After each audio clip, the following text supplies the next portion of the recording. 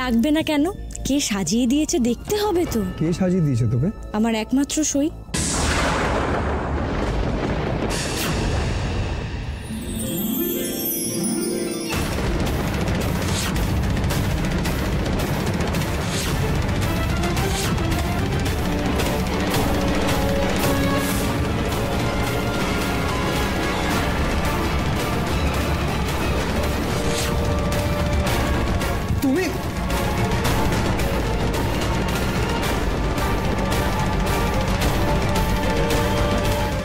ভাই, ও সাজিয়ে দিয়েছে শুনে তুই এরকম চমকে উঠলি কেন?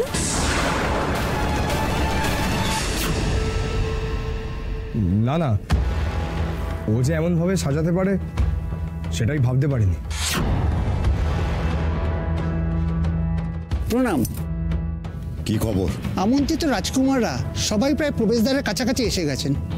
ঠিক আছে, অতিথিদের স্বাগত জানিয়ে আপ্যায়নের ব্যবস্থা করতে হবে। এসো।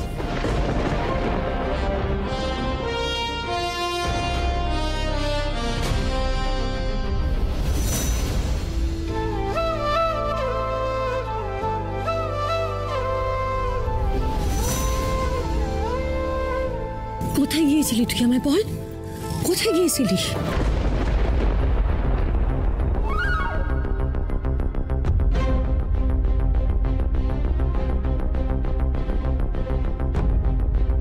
রূপমতি, রাজ সিন্ধুক থেকে এসব গয়নাগুলো বার করা হয়েছে না? কোথায় গিয়েছিলিস বলতো তুই? বল, কোথায় গিয়েছিলি তুই আমায়? বিশ্বাস করো ছোট মা, এছাড়া যে আমার কাছে আর কোনো উপায় ছিল না। আর তুই যদি সময় মতো না ফিরতিস তাহলে কত বড় একটা বিপদ হতো তুই ভেবে দেখেছিস? বল আমাকে, কি হতো ছোট মা?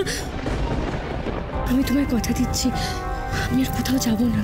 কি সুন্দর সুন্দর সব গয়না, আমার বিয়ের সময় এর অর্ধেকও পাইনি।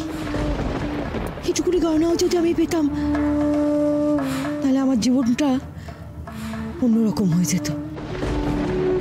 হতো কেন বলছো পিসিমা? এখনো তো হতে পারে। এত গয়না নিয়ে আমি কি করব বলো তো? তোমার যেটা পছন্দ তুমি নাও না। সত্যি বলছিস রূপমতি? সত্যি নেব?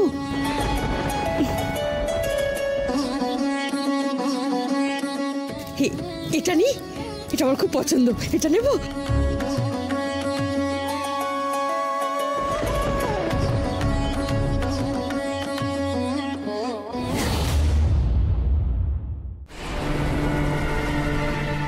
এটা নয়, এটা রানীমা রূপমতির জন্মের পর ওর বিয়ের জন্য শখ করে গড়িয়ে গিয়েছিলেন। অরুন্ধতী,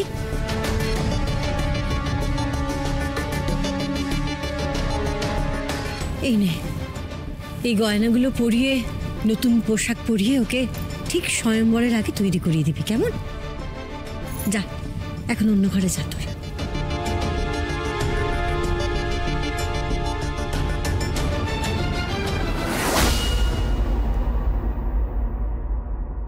সুমতি কার কার জন্য কি কি অলংকার গড়িয়ে রেখেছে আমি খুব ভালো করে জানি। তোমাদের মহারাজ যে আমাকে বঞ্চিত করেছে সেটা ভুলে গেছো? মহারাজ কোনোদিনও কাউকে বঞ্চিত করেননি, কখনো না। বঞ্চিত করেননি? কাউকে বঞ্চিত করেননি, এই আমাকে বঞ্চিত করেছে। আমার শ্বশুর বাড়ি থেকে সামান্য যৌতুক চাওয়া হয়েছিল, মহারাজ দেননি, তাদেরকে ফিরিয়ে দিয়েছিলেন। সেদিন যদি মহারাজ তাদেরকে ফিরিয়ে না দিতেন আজ আমাকে এখানে উচ্ছিষ্ট ভোগী হয়ে থাকতে হতো না। আমি কিছুই ভুলিনি ঠাকুরজি, ভুলে তুমি গেছো। তোমার শ্বশুর বাড়ি থেকে যা যা দাবি করা হয়েছিল সেগুলো অন্যায় ছিল, আর আমাদের মহারাজ কোনোদিনও কোনো অন্যায়কে সমর্থন করেননি। এই রাজপ্রাসাদে এখন কয়েকজনই তো আছেন যারা ন্যায়ের পথে চলেন।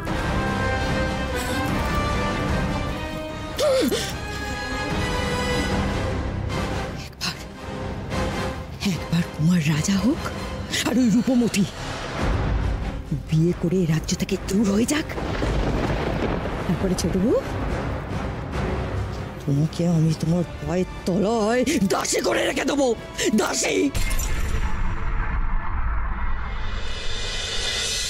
আরে বাবা, তখন থেকে তুই কি নিয়ে তো চিন্তা করছিস বলতো?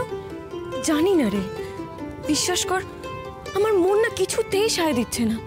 দেখ, মহারাজ অসুস্থ, তাড়াহুড়ো করে তোর স্বয়ংবর, সব কিছুই যেন কেমন একটা লাগছে রে।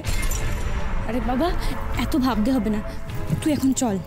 শোনো, সব কাজ বুঝে নাও, পরে আবার বলো না এটা হলো না সেটা হলো না।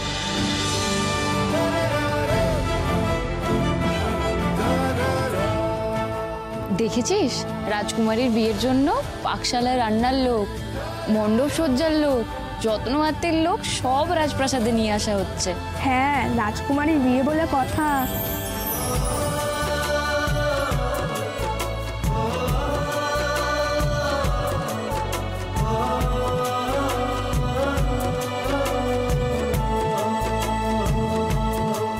চোখ দুটো বড্ড চেনা চেনা লাগছে, কোথায় যেন দেখেছি।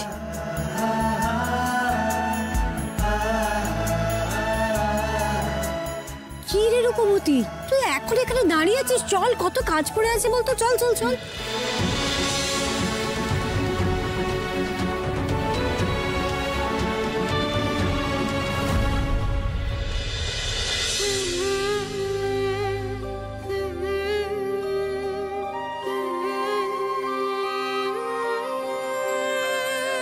স্বপ্ন তুমি, শক্তি তুমি, তুমি তো ভালোবাসা, অন্ধকারের আলো হয়ে তুমি তো জাগাও আশা। রূপকথার রাজকন্যা, রূপমতি তুমি অনন্যা, রূপকথার রাজকন্যা, রূপমতি তুমি অনন্যা, রূপমতি রূপমতি রূপমতি রূপমতি রূপমতি। দেখে চলতে পারো না?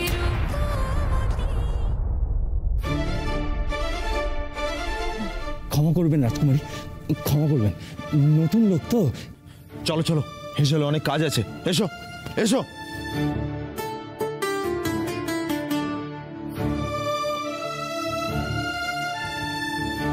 চল রূপমতি, চল।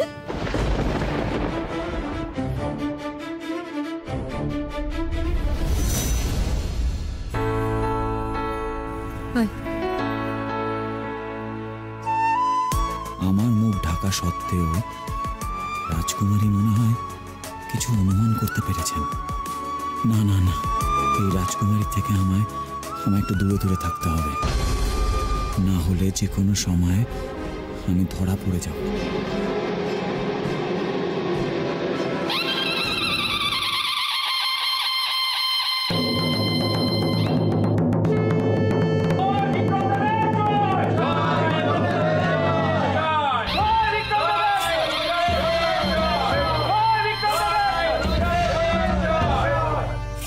আনন্দ সংবাদ, আনন্দ সংবাদ, আনন্দ সংবাদ। রূপনগরের রাজকন্যা রূপমতীর স্বয়ংবর সভায় প্রথম পানি প্রার্থী আসছেন। মিষ্টি সুভাষে ঘেরা সন্দেশ রাজ্যের রাজকুমার।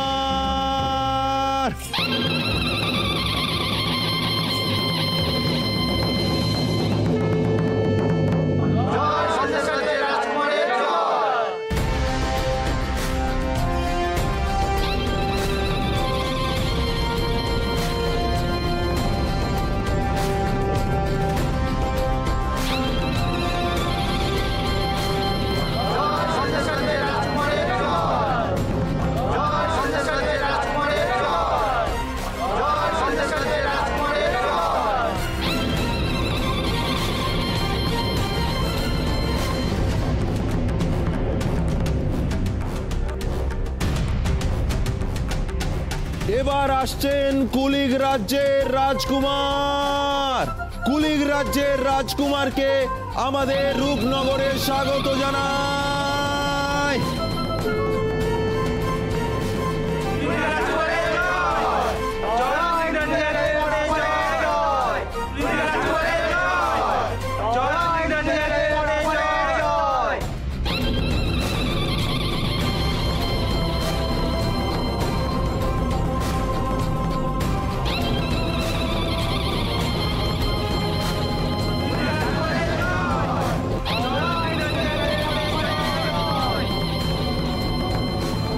আসুন।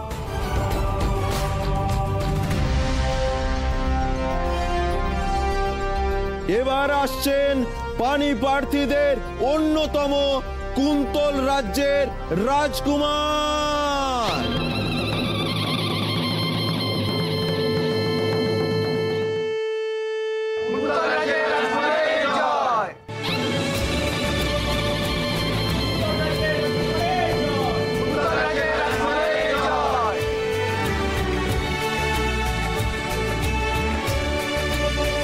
এবার আসছে রূপনগরের বন্ধু দেশ সুমাত্রার রাজকুমার।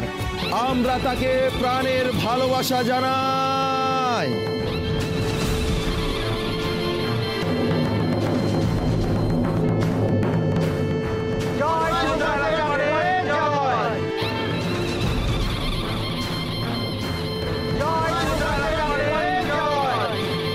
স্বাগত রাজকুমার। এবার আসছে জলজ রাজ্যের রাজকুমার।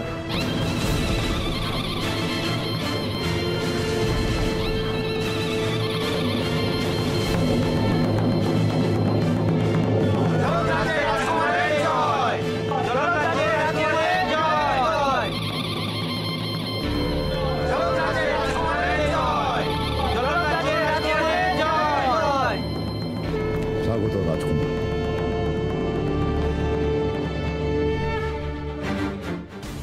রূপমতি, এখন আর অন্য কোনো ভাবনা মাথায় আনিস না।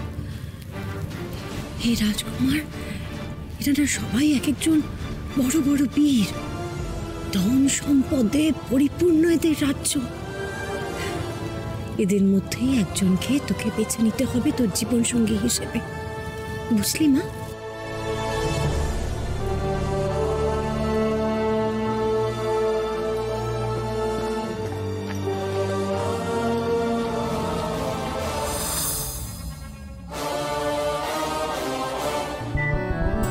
আজ তোর স্বয়ংবর রূপমতি।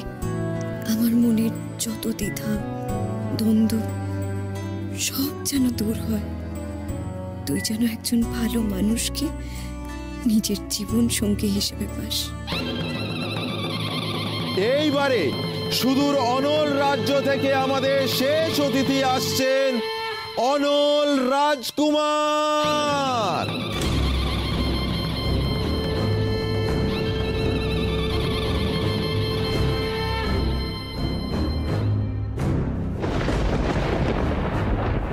অনল রাজ্যের কোনো প্রতিনিধি তো দেখছি না। কুমার, অনল রাজ্যে কি বার্তা পাঠানো হয়নি? অবশ্যই পাঠানো হয়েছে বাবা। আমার মনে হয় ওনারা মরুপথ দিয়ে আসছে, তাই হয়তো দেরি হচ্ছে। কিন্তু শুভ সময়ের মধ্যে এসে না পৌঁছতে পারলে তো স্বয়ম্বর সভায় অংশগ্রহণ করতে পারবেন না উনি।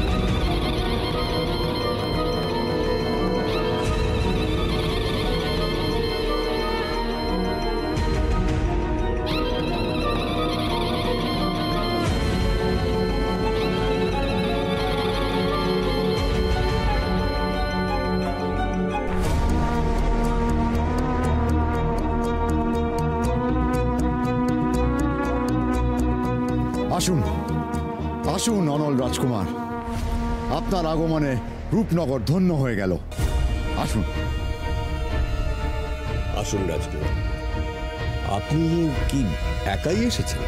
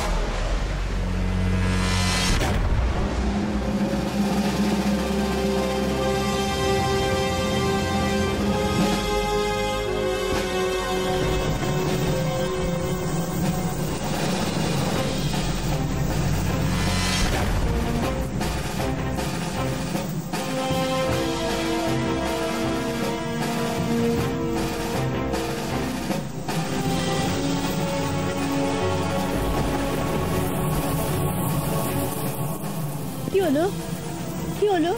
থামলে কেন?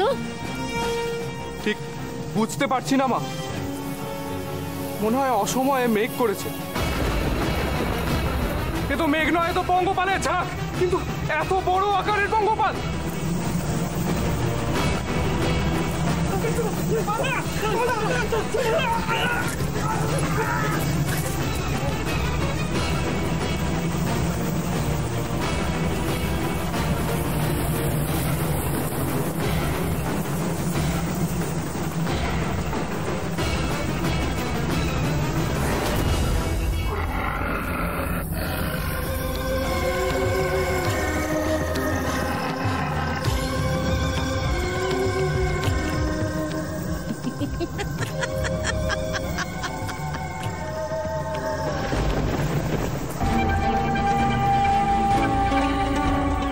মানুষ থেকে পঙ্গপাল আমি ওই জীবনে প্রথম দেখলাম। কি ভয়ঙ্কর! চটিরা এমনও করতে পারে? বনওয়াল রাজ্যের রাজমাতা, আপনার মেয়াদ ফুরিয়েছে, তাই আপনাকে ছুটি দিয়ে দিলাম।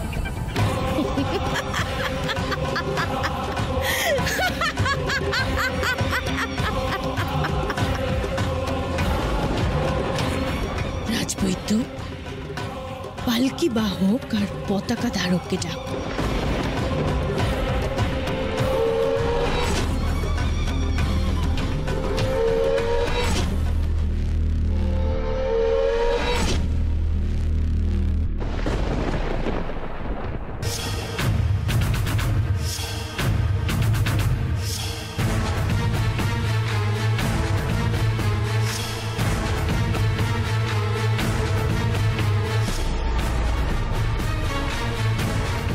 ছোট মা, সব প্রদীপ নিভে গেল কেন? এতক্ষণ তো ঠিক জ্বলছিল।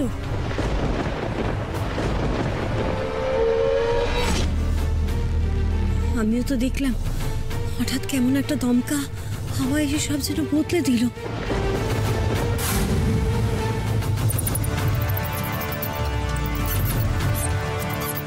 হঠাৎ করে পরিবেশটা কেমন থমথমে হয়ে গেল। রাজপুরোহিত মশাই, আপনি কিছু বুঝতে পারছেন? না রাজভ্রাতা, তবে এটুকু নিঃসন্দেহে বুঝতে পারছি যে এইসব অতি অশুভ লক্ষণ। না না, এইরকম শুভ সময়ে হঠাৎ করে অশুভ লক্ষণ কেন আসবে?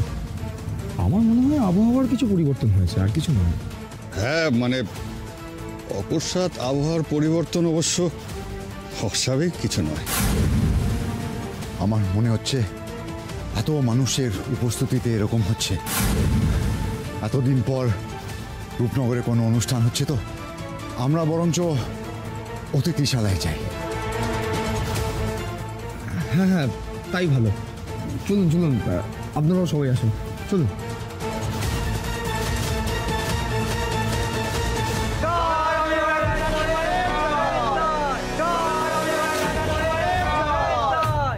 আমার তো খুব ভয় করছে ছোট মা।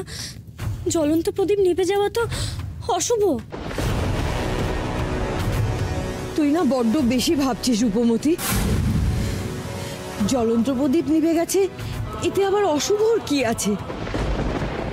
হ্যাঁ রূপবতী, তুই আর এখন ওসব ভাবিস না তো। চল, দেরি হয়ে যাবে।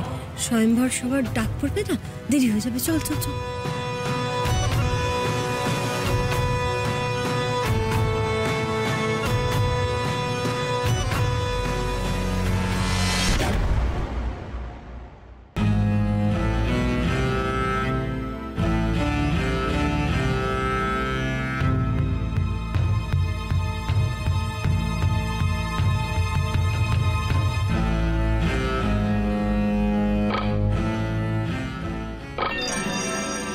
অন্ধকারের আলো হয়ে তুমি তো জাগাও আশা, রূপকথার রাজকন্যা রূপমতী তুমি অনন্যা, রূপকথার রাজকন্যা রূপমতী। হে মা বাসুলি চণ্ডী, যদি কোনো অমঙ্গল হয়েও থাকে, তাও যেন এই প্রদীপের পবিত্র আলোয় তা মুছে যায়।